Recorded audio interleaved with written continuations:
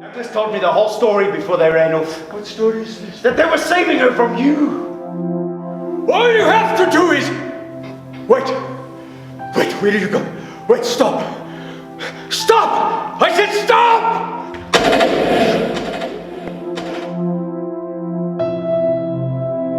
When does it stop? When does all of this end? I understand the hurt and the pain, but there's no forgiveness.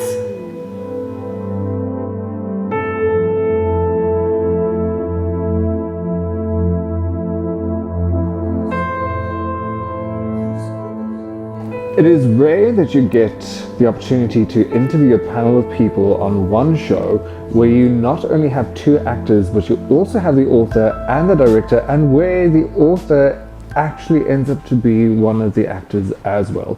So today we are delving into exactly that with a brand new performance of Paul Slab's new piece called Borderline, which he's also acting in, where we have the fabulous Lerato Mvelase as one of the actors, and we have the legendary Maralin Vanrenen, who is directing. So welcome, my name is Ryan Lloyd, and this is Beyond the Story Takeover Edition. Welcome guys, and thank you for joining us Hi, today. thank you for having us, Ryan. Nice to be here. Good, I'm glad. You should be enjoying. I mean, you've been coming here for how long now? So Well, it should still be nice. 1975, picking up the lettuce leaves from the floor of the Indian Come on. vegetable market. Yeah, the man built this place. Yes, we built this thing. Yeah. I mean, so how is it for you returning here now after having seen the market, change from its birth initially? Well, look, I mean, I've been doing plays here since then. So for me, it's just changed while I've been coming along. Yeah. So it's not like people coming up from Cape Town, like Manny Manham comes up from Cape Town or Lara Foot, and they come here and they go, whoa, I can't believe the changes. For me, I've just rolled with the changes, Yeah. you know. The only thing that's happened is that the actors have got younger and younger. How did that happen? Can you believe? Yeah. But you said earlier that you've been here for also, since practically the beginning. Yes. How's it? Is it for you? Is it a similar story for you, or is it different? Do you look at the space now and go, "Oh my word, what has changed? Look at what's happened." Well, no, again, as Paul says, it's been such a natural development and a necessary development that it's wonderful. It's wonderful to celebrate the Market Theatre, and it's wonderful to be here. Working in it again. Yeah. And for me, it's all the ancestors. I always believe in Billy and Barney and Ramalao and all of the guys that we knew, all the people we knew that have worked here. I feel them all the time when I walk into the building. And I think that's why it's my home, because I feel their presence always when I'm at the market. So for me, it's always home. Yeah, that's incredible. Because I think so many people enter the space and they see a lot of the names, they don't necessarily know the names, or it's a name they've heard before, but they don't really realize what the significance behind it is. And to have people like you come in and say, but I still remember these people, I think is incredible. And to think it could have been flattened, this whole building, there was a point when they were going to demolish the whole thing, and then Maurice Norton, who was a town councillor, said that arch in the main theatre is like it's the biggest in the southern hemisphere. So we have to save the building. It's a heritage site. So the heritage site has become the theatre, and it's now our theatre. So it'll always be like that forever. So it's going to become the most beautiful, fantastic building in Johannesburg, and it always will be, because it'll never go. Yeah, and it is. I mean, the arch of the market has been so iconic. It's gone through.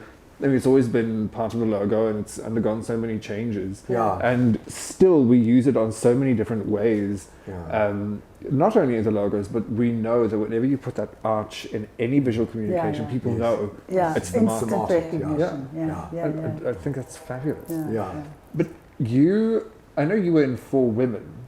Yes, I was. And the funny thing is that the last Beyond the Story we did was with Knox, who was in For Women as well. So it's a kind of a continuation from that as well. What is it? When did you start with the market? I started with the market in '97. Was the first time I entered the market theatre as a young actress.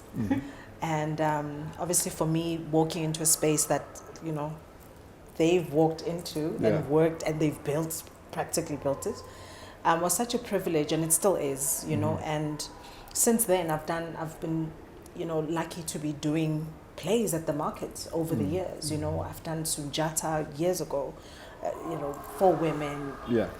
Geez, I've done so many plays at the market theatre. So it's like, it's also become my home, you know, and just also having the privilege to work with such legendary people in the industry, you know, the knowledge that I'm absorbing from these two, you know, I could move in with them. You know, it's let me tell you, working with these two, I wish God can keep you guys for longer. That is our intention. And, you know, because they are so generous with what they know in terms of performance, storytelling, and I'm privileged, you know, as a young actress to experience them. You know, who's never wanted to work with Paul Slabolepszy?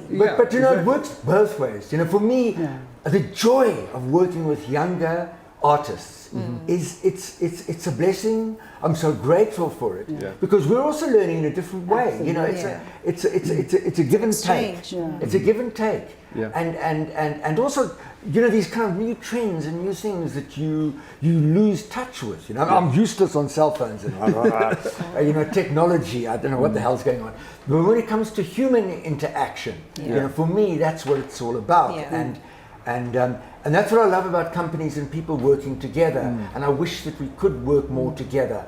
Because, as you say, you're learning stuff and I'm learning stuff. And I need to keep in theory. And people say, how do you keep young?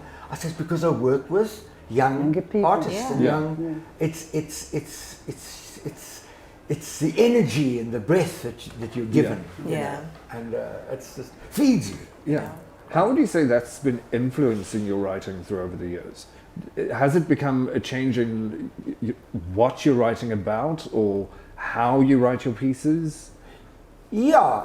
You know, look, I mean, I tend to, you know, you tell the stories of the world that I have inhabited, you know, so, and I find stories all the time. I mean, I've got a drawer full of notes that I take, you know, I do a storytelling workshop, playwriting workshop, and I tell young writers that or people who like stories and want to write, that just keep notebooks, and any dialogue that you hear or ideas or stories, just write them down, because one day you can create a play. One day something will come from there, you know. So I'm doing it all the time, you know. So moving to Borderline, which is coming up now, because you wrote Borderline, or it was supposed to be staged just before COVID, correct? How I mean, what goes through your mind when you have something that's ready to go onto stage and then something like this happens, and 2 years later? Right. Now that's an interesting question, because you see, Suddenly the Storm, which we also did at the market, and this was born at the market, we were doing the third Johannesburg season when we were pulled off after 3 performances. We were supposed to do 3 more weeks. We were pulled off the stage, and the same year, April 2020, we were all geared up to do Borderline and Theatre on the Square, and then wherever it was going to go. So that was all set up, and then for me it was like the end of the world. I was like, But in a funny way, that window that COVID gave me for 2.5 years, I was able to go back and re-look. So a lot of new things came into the play, more discoveries. So in a sense, it was a blessing in disguise. So although COVID was wicked and terrible for the industry and for all of us, and still is with our reduced audiences, and I hope they end that very quickly, I was able to do it. And so now it's right. You know, and I always think that things will happen in their time when it's right. And now it feels so right. Also, the cast and director, I couldn't be happier. So we're really flying. And when were you two introduced to the piece originally? Borderline. A couple of weeks ago. Literally about 3 minutes. I got it. I was at the opening night of Brother Size, and James said to me, "Are you back?" Because I had been living, but I'd been back for 2 years through COVID. But of course, nobody went anywhere. He saw me and he said to me, "Are you here now?" I said, "Yes." He said, "I've got to play for you." Okay. And a couple of days later, something arrived, and he said to me, "Paul Slabolepszy." I said, "What? Paul's new play?" Because we caught each other at the tail ends of university. But we've never worked together. Never worked together. But drama school. UCT drama school. So he's always been there. He's also this. It's part of our tapestry of our lives, Paul. So it was just wonderful for me to be given this opportunity to work with him. And as I said earlier, I felt like a great big gift has dropped into my lap. But the cast, just incredible.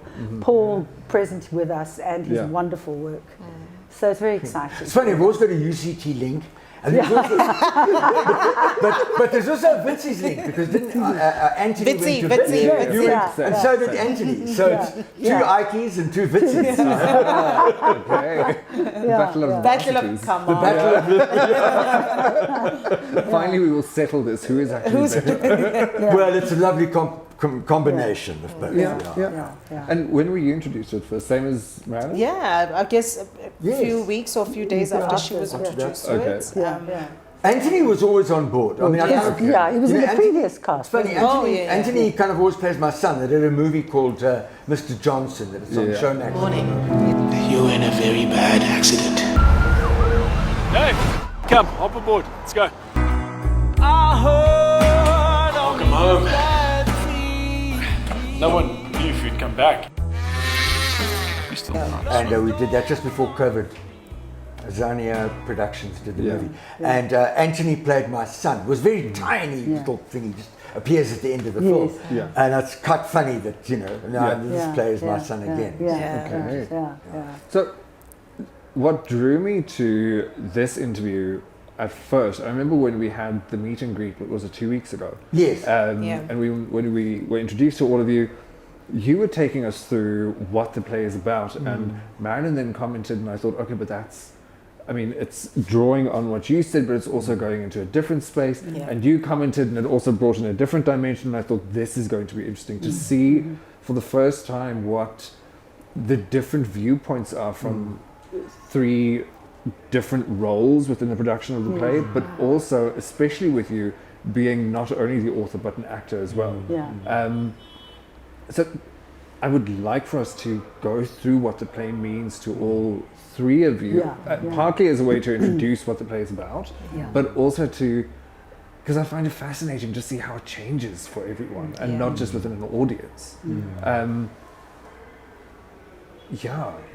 What is the play about? Tell us. Well, look, I mean, that's lovely hearing you say that, because if everyone's getting a different angle on the play, it means that it is quite rich.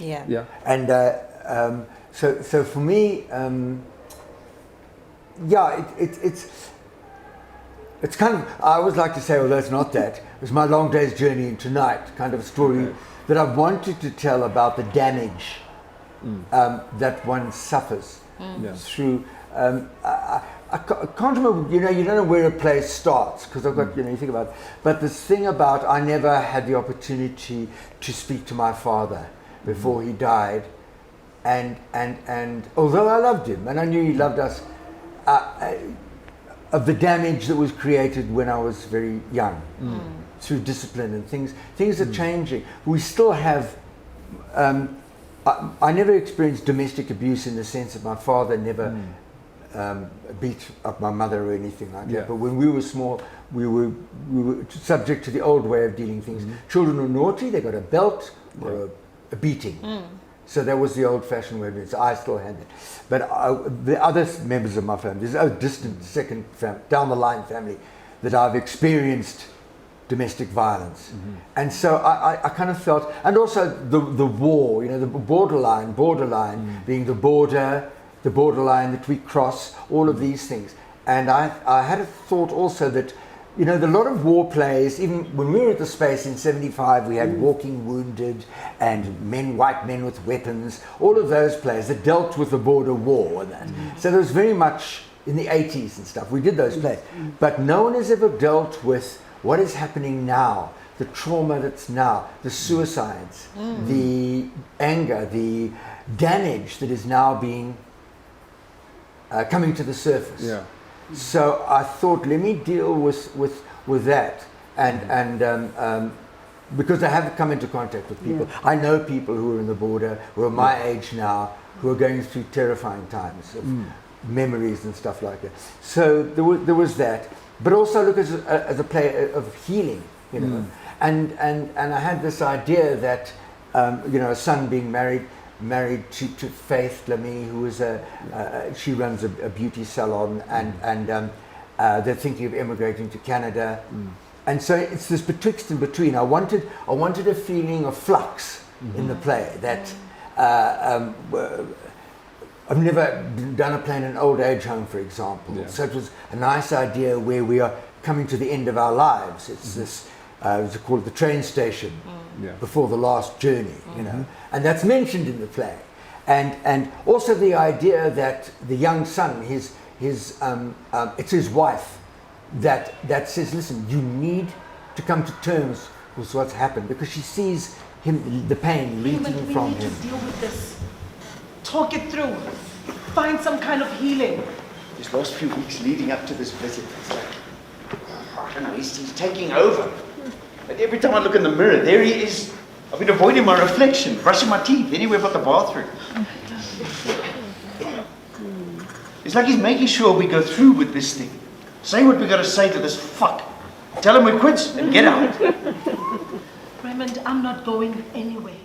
And then they're going to Canada, and he avoids it, but then he gets a phone call from someone saying, listen, your father's had a fall in this home, and she tells him about the fall, and the Faith wife takes the call. She hears what's happening, and he hasn't seen his father for 23 years. You know, she says, you've got to go and see him. You've got to. Yeah. So she's the one who brings him to the father. So it's a lovely dynamic.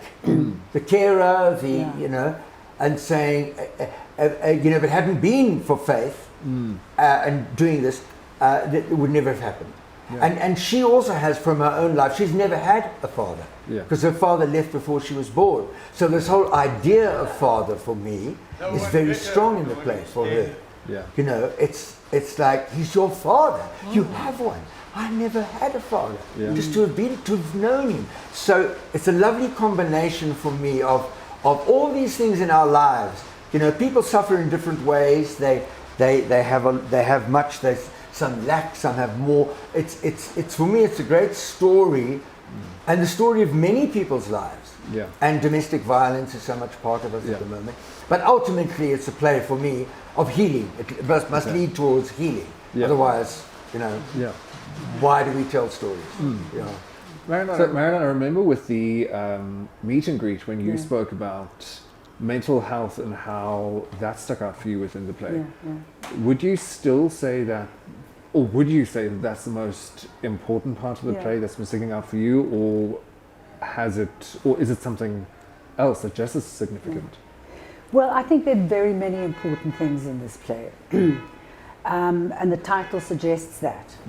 But I think for me, the root is mental health, and it is something that is a little bit overlooked usually in our societies. Things tend to get buried, and people can't heal. As Paul said, it's a play about healing, and people need to heal. And so what is interesting here is that the one character says every family has got skeletons, and I think if we can acknowledge that and realize that, and I think it's again Lerato's character that says if you shine a light on it, it vanishes. If you keep it in the dark, it grows into a monster. And we don't realize often how damaging that can be until it's too late. So I think it's very encouraging that Paul has written this play, because it deals with so many issues of mental illness and the strain that people take in relationships. Our worlds are much more busier. Relationships are more complicated. We've got stuff and information being thrown at us from all sides. People don't have time to talk to each other anymore. It's funny, you know, it's just struck me what Marilyn's just said now about that Faith says, you know, you shine a light, all feminists go, shine a light, everything crumbles to dust. He says, I see Pandora's box. Yeah. So that is, in fact, the essence of the play. Yes. He sees, you look at the skeletons, open Pandora's box, and the shit hits the fans in the story. Yeah. Whereas Faith says, no, you deal with it, and you shine a light on it, and it crumbles to dust. And I think that's the interesting thing about those two characters, are the way they look at the world. Yes. And of course, and they're both true, because Yes, the shit does hit the fan. Yeah. Because as Paul often says, the boil is lanced. So that explosion does happen. And only after that can you go into a healing stage and an understanding stage. But again, the characters are very powerful. They're very real, very human. And there's just so much humor in this play, of different kinds of sort of dark humor, you know, and funny humor and cheeky humor. And this, the wonderful character she plays is she's the strength of these two men, but she also has lots of very funny things that are happening there. So this is what I love about it, because it's everything. It's not just any one thing. But yes, that is a driving force and a very necessary thing. It talks about gender violence in a very creative and I think manageable, how we can manage, how we can heal. And it's a scary thing, but all we have to do is look in the mirror. You know, and it sounds very scary, but once you've done it, it's even like working on the play. I said, guys, there's only one way in, and getting to the other side. Get into the water and come out. Or the only way out is through. For all things. And how's it been for you, Lerato, with working with a piece? And has it changed from when you first read the script to being more than halfway through rehearsal now? I mean, when I first read the script, I saw the importance of the issues that Uncle P is dealing with, which, you know, I don't think it's a coincidence that, you know, COVID happened as he just finished writing the play or getting ready to perform, because the country needed to see the issue of mental illness the way that we do now. You know, people have gone depressed, violence, aggression, all sorts of things in families, you know, and as a society. And I think when I was first introduced to the play and I was reading, and I thought, this is what the country is going through currently. You know, people, you know, through COVID had to confront issues, you know, and that's what the play does. It gives the father and the son an opportunity to go through this confrontation, you know, this, you know, for Faith, it becomes this interminable, tempestuous engagement between the two of them. And she sees the pain, through the anger, she sees their pain and their hurt, you know, because this is a father who was on the other side of the border, killing people, you know, and living in fear, you know, as a father and a husband. And now he, you know, from that you must come back and be a father and a husband, you know, without any form of healing for himself. There's no therapy. So obviously he's going to be an aggressive man. Obviously he's gonna take it out on somebody. And the best person he's going to take it out on is his family. And that's how my husband, you know, played by Anthony, that's how Raymond gets affected, you know, and the entire family. And, you know, he eventually, you know, in his old age, meets this woman who's Faith.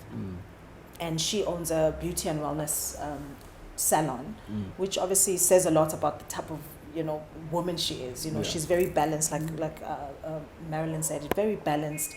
You know, she's all about wholesomeness, and people who are like that will naturally attract the broken. And Raymond is a broken man, comes from a very destructive family, you know, and she kind of comes into his life to bring that type of balance to bring balance into his life, and that's why she insists on, you know, go and confront your father. You know, you haven't seen him in 23 years because of the abuse he's put you through. Go and confront it before we immigrate, you know. And, you know, Raymond is apprehensive about that because he doesn't know what's going to happen. You know, he sees that Pandora's box. He sees the volcano, you know. But for Faith, she sees the healing. You know, she sees moving forward. She sees just dealing with stuff. And that's what we as a people must go through. We need to confront issues. We need to confront our families, our fathers, our mothers, our wives, our husband. So I feel like the audience is going to resonate very much with Borderline because all of us have some type of mental illness. You know, there's some childhood trauma that we've brought into our, you know, our children's lives, that we brought into our marriages, and there are going to be a couple of tears shed.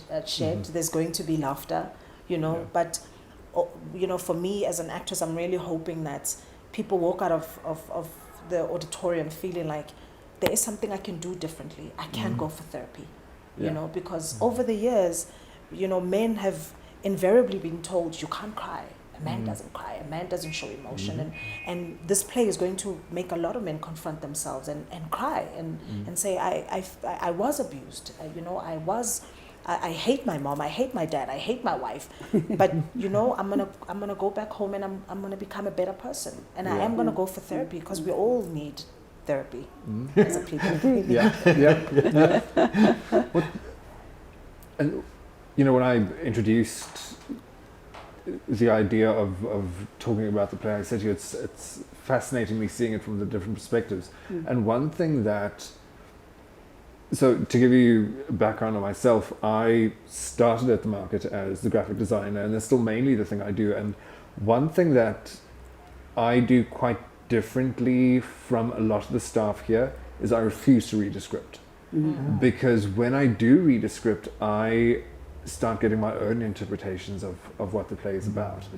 And that's the last thing I want, because for me, the final poster and everything that goes into that visual identity has to usually be what the director wants it to be. Because it's very rare that we get to work with the authors. So it's always what the director is envisioning and what they are sculpting out of this play. And I don't think it's happened, I think 2 or 3 times that I've worked with an author. And my question now is, how is that different for you in this production, where you are not just getting a script and reading it and shaping it in the way that you see it? How is it working with the author, who's then an actor as well, in shaping that? Is it a different journey? Is it very much the same? And it is a different journey, but it's incredibly reassuring, because if you have any doubts or you have any questions, you've got the guy right here. And you can say, listen, have I read this right? Am I reading this correctly? How am I feeling about this and that? So it's wonderful. It's a wonderful asset to the production, that Paul is in it and that we have him. They're available to us for all those questions. Yeah, and you know, also because of being in, you see, what's the thing with a new play? That's why I like to be involved in some way in a new play I've written. You know, we always talk about the Americans like Arthur Miller and Neil Simon, who travel the provinces and they go to Boston and all these other theatres, and they rehearse a new play, and they take it off and they do it to audiences, and then they're cutting and chopping and they get people giving ideas. So in America you might go through 6 months journey of doing what we do in the short 4 weeks or whatever it is. So you see, almost one, because for me a play is never a play until it is on the stage. You know, you write the play and you have all sorts of ideas, and it tends to be more literal when you're writing, because you're wanting to see everything. So you overwrite in a sense, you over elaborate, you repeat yourself sometimes, and it's because you're so wanting to get the story across. And only by putting it on the floor and having a director saying, this, you know, this can go, or how about this, or have you thought about that? So it's a wonderful thing. It's wonderful with Maralin and with the cast too, of saying, and also an actor saying to me, listen, this doesn't sit nicely in my mouth, like a smile a mile wide. For it.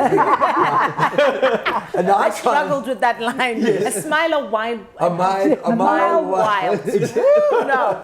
So you see, and so when you're writing something, you're seeing that image, but then when the actor words have got to be easy in an actor's mouth.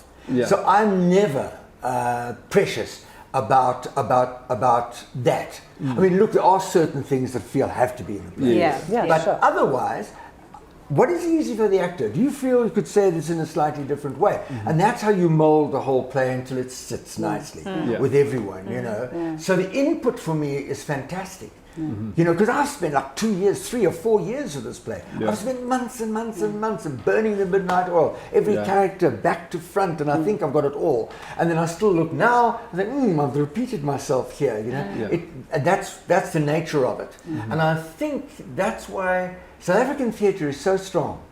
Because we don't have that luxury of time. what other people have. Time and traveling around, trying this audience, that audience, that audience. Then it comes to the big theatre in New York or wherever it might be, or London, you know. We don't have that. So, and yet we still produce great theatre. So it's a joy. Back to the words, you know, because then you get things like, for example, she calls to let you know your father's had a bad fall. It's not receiving a call, you know, I'm just saying. It's difficult, but, nice, here we go. She calls to let you know your father's had a bad fall. And the interesting thing is that through that you discover other things. So it's almost even sometimes subliminally, Paul probably wasn't even aware of certain things that he was dropping even into the script because it's a subconscious thing. So this has been amazing because we keep making new discoveries within the text, and then it does shift the focus slightly, or it helps another scene further down the line because it resonates back better, or you connect the two thoughts. So it's very also exciting. Maralin finding things in the script that I didn't even know was there. So this is you know, it's kind of that's the job. So I ask her, she goes, not always. No. Sometimes he says, I never thought of this. I don't know. What script are you reading? And then he sits for a moment and he thinks, actually works. So it's lovely because then it links in. And I don't even know if you knew that you'd place those things, because I think sometimes you're right, you know, and it's a stream of consciousness. Yes, it is. And this is, as Paul says, the beauty of being able to work on this and, you know, in the way that we have. And that's editing and re-editing, and, you know, you do, things always change in the writing. I mean, I do draft after draft after draft, and I think, and I add this, and I'm, you know, so it's good to have the input of actor and director, actors and director, and you know, like you know, Lerato will come and say it doesn't feel this moment's quite right, and then you see we have to look at that, you know, actors saying, you know, Maralin saying this doesn't seem to, so you attend to that in the best way you can. You know? But again, also all actors come, as much as they may read a text and prepare, they come, I think, don't you think, for the discovery of the work. So within that, things will change, because this character might bring in a whole energy that you never expected, and might have been something else that you'd imagined. You think, that is actually, that's fantastic, that works. So it's wonderful, it's gem upon gem upon gem upon gem that happens in the rehearsal room, and particularly on this production, which is terribly exciting to be involved when that happens. Charles, there's nothing like telling a new story, you know. It's a journey. You climb on a train and you you're not sure where you're going. no, You'll get there. but You'll get somewhere. You know, for me, a story is like, or theatre play, it's like you're asking your audience to get on your train at the station and take them all the way to the end, to the final destination. And you want them to be happy along the way, not to be bored, find everything interesting, and when they get off the train at the station, they feel good about that. So, you know, I've got all these things about sitting on the train going, oh, when is this going to be over? You know, so that's why I equate it to a train journey. You want this. And that's the input of everyone is great, because we always make sure that train journey is a good one. You mentioned earlier about, you know, the difference between American scripts, or, you know, scripts internationally versus here, and that whole process. And I couldn't help but think of, you know, For Women, which was a Black History Month production by an Black American author, and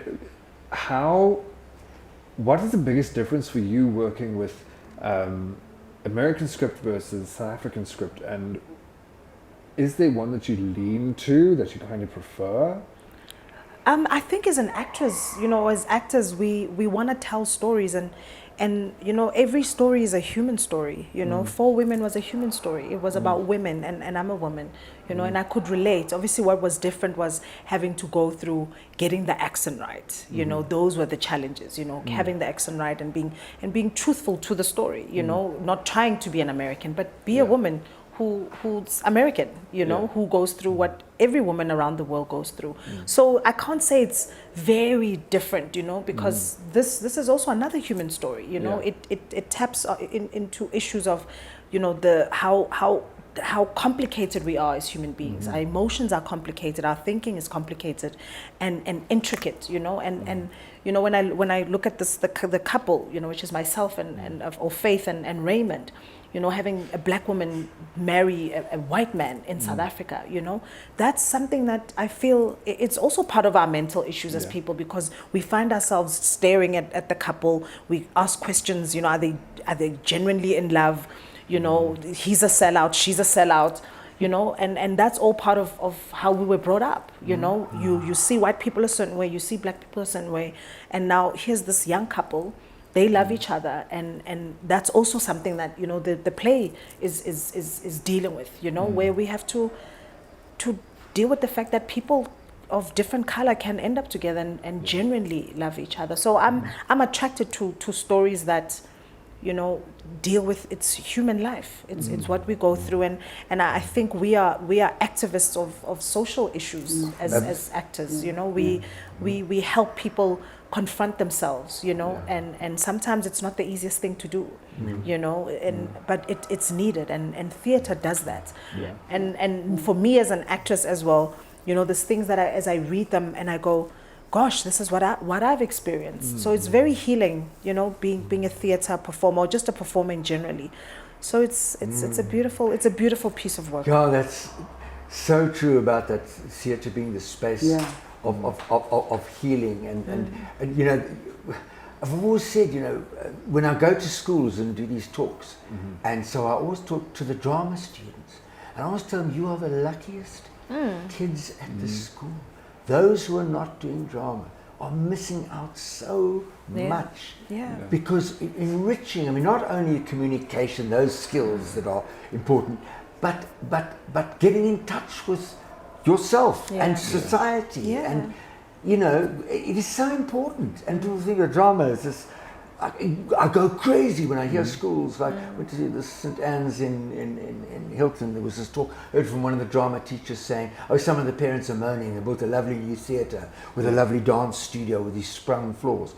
I thought if UCT had these sprung floors, they'd be over the moon. It's a school, but the parents are saying, why do you waste your money on that? Why can't we do economics? They want to add another bloody one of, you know, something else to academic stuff that's going to rape the earth and shit like that. Do drama. Drama is so important. Yeah, it does. It's a great teacher. Toss that out of the window. It's a great teacher. No, it really is. You know, this connecting with ourselves, healing ourselves. That's drama. You know, and you know, playing. Even you think of Shakespeare, the opportunity to play all the characters that Shakespeare has produced. Hamlet talking of suicide and jealousy and Othello. You know, all these. So many things, and kids who don't, you know, and I'm particularly caught up in all that because I went to a school where maths and science was just maths and science and sport. I was going to be a soccer player, you know, I've played all the sport. So it was sport, maths and science. But I'd always been a storyteller at heart. I was a little boy telling stories all the time. But I could never do anything with that because it was always damped down and stuff. So coming to UCT and going to be a sports broadcaster or something, suddenly seeing a play at the little theatre and going, you know. I've arrived. Yes, I've arrived. But I was 18 years old, you know. Kids should have the opportunity much younger to, and I couldn't express myself. I couldn't string two words together when I went to university. I was so complex. And I was just. And drama, going to drama school, Rosalie van der Gut, Mavis Taylor, legends, Tessa Marwick, just opening up my world to the possibilities, you know, and it's so important. What you've been saying now, and you know, when you commented earlier on the way we were raised, I mean, I look at art, you know, various different mediums, and I understand how that impacts the world and how it impacts change and how, you know, how privileged some of us are to be in positions where we can do those things and, you know, push boundaries and change things. But the way I grew up, it was seen from a family perspective to a certain degree, but also from friends and so on, as an artist has to fit into the specific box. Yeah. Yes. It was, he paints flowers, therefore he must be gay, or he's it's always those kinds of boxes. Ridiculous. And it's very interesting for me to see how that is now changing, and those things are falling away. And what is the biggest changes that you two have seen within how the perception of the arts has changed over the years, and what do you think still needs to happen? Well, just apropos when Lerato was talking about, there can be love. It's not always just some strange aberration that happens across the color line. And I think that is the operative word, love. Love can happen everywhere and anywhere.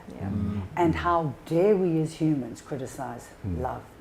Because that is the thing that makes the world go round. It saves us. It gives us our humanity.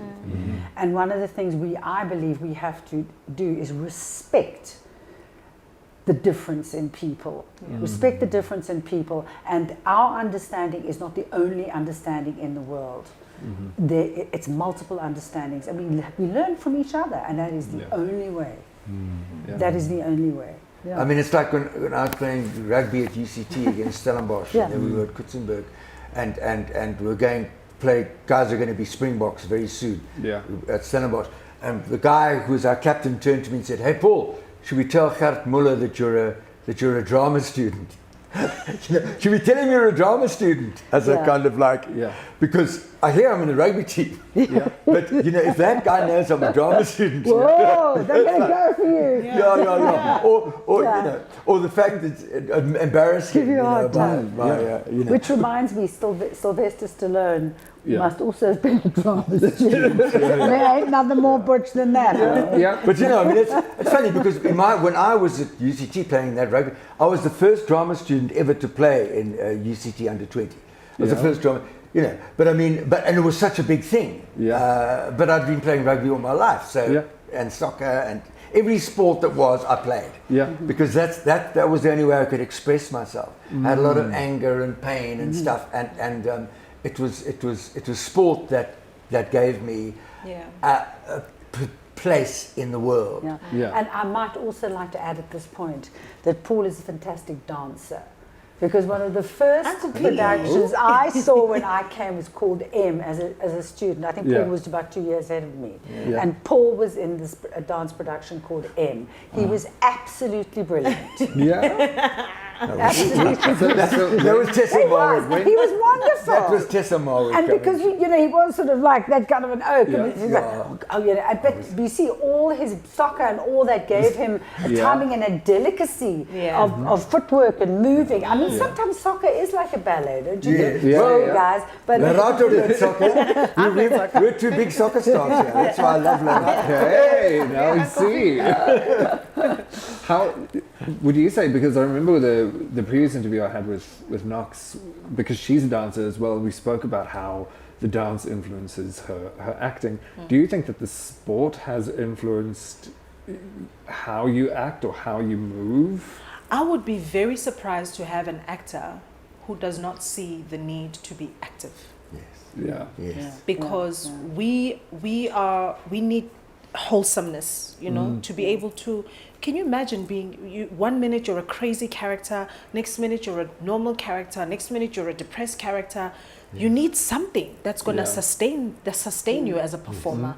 And if you're not active as an actress or actor, I would be very surprised, because you need to that's how I debrief, going to gym. I don't think actors, we go to gym to look sexy, I mean, yes, it comes with it, but that's not the main purpose. The purpose is for me to be able to carry this character that I'm playing. I must carry faith, and how else am I going to do it if I'm not fit? I mean, I'm not saying you need to be a world champion, but be fit enough to to absorb, because when you're physically strong, you can be mentally strong, you can Yeah, be emotionally that's it. strong. Yeah. And that maturity is what can put you on stage, and you can play with legends like him, and I can have this auntie of mine here directly, you know. And I must add that, let me tell you, I haven't been on stage for 3 years now, right? Since COVID. And coming back to doing a play like this, it's got so much depth. Yeah. And it's intricate, and it's complicated, as we are as human beings, right? Simple yet very complicated. I just realized how much work acting is, you know, and not in a bad way. And I always tell them, I'm like, guys, with all that you say to me as a performer, you know, Auntie Em was saying that the other day. She's like, every time you do a scene, and when you're uncertain of yourself, I would lean into being angry, which is what we do, right? Like, I go to where I feel confident, right? And big emotions are easy to play. Angry is easy to play. And here I am being challenged as an actor to be centered. You know? Yes, she loses it every now and then because we are human, right? But she keeps the equilibrium. She's our anchor. She's the anchor. Yeah. And that is the hardest thing to do. It is. Yeah. It is so hard. Like, I've never felt like I feel like I've never acted before, you know? So that's hence I'm so happy to be part of this, because my acting muscle is, hey guys, you don't understand. My acting muscle is being stretched. And it's so beautiful, because it means I'm growing as a performer, you know? I'm not one-dimensional as a performer. And I can't wait to see the final product. You know, I go home and taking in the notes, and it's helped me think as an actress, why am I saying what I'm saying? And who is saying the lines that I'm saying? What's her background? She's a businesswoman, so she speaks differently from me as Lerato, you know? So it's been such a privilege, you know, to be able to know that I'm part of a project that's got these amazing legends, but this play is going to heal people. I mean the pain that everybody that's going to be in the audience, because I know all of us have experienced some type of pain, which we haven't confronted, some haven't, and some maybe have, but when we go through pain or hurt, and it's not dealt with, it breeds anger, right? And when it comes out, it's like this insidious disease that has to come out, because if it doesn't, people commit suicide. People commit femicide. People abuse their husbands, their children, their men. So this play is coming at the right time, and I really hope that it travels, Uncle P, because this country is going through that. You know, we are an angry country for different reasons, and some reasons are the same. But this disease we need to end it. You see that, and that's what Lerato is saying now. That experience of an audience experiencing that, you know, that's what theatre does, and nothing else can do. Can't watch it in a movie. You run away for tea, and it's like on a screen, and you know. But you're connected with actors. You breathe the air they breathe, and an actor gets into your cells, your performance, you know. So that interaction that happens in a theatre, that happens nowhere else, that is part of the healing process. It's like cathartic. It's so much that theatre does, and you wish it could be for everyone, you know. I've always, that's been my wish, that theatre and storytelling would be for everyone.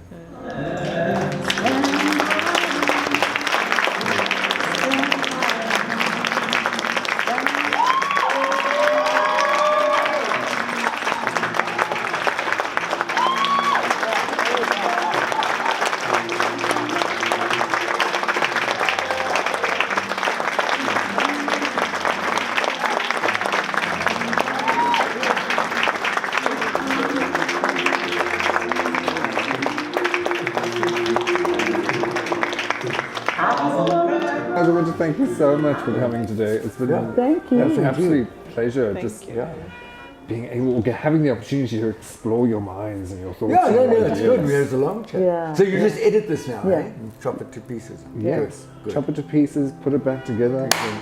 Next time we all look fabulous, we all look 20, please. Oh, you mean, what do they call it? What do you Filter the lens, or what do you Yeah. Thank you very much for joining us today at this episode of Beyond the Story Takeover edition. We cannot wait to see you all at the theatre and to see your reactions to this incredible production put together by, three legendary people and one who isn't here. I don't know where Anthony is hiding, but next time he better be here too. So thank you very much for joining us, and we are looking forward to seeing you again next time. Cheers.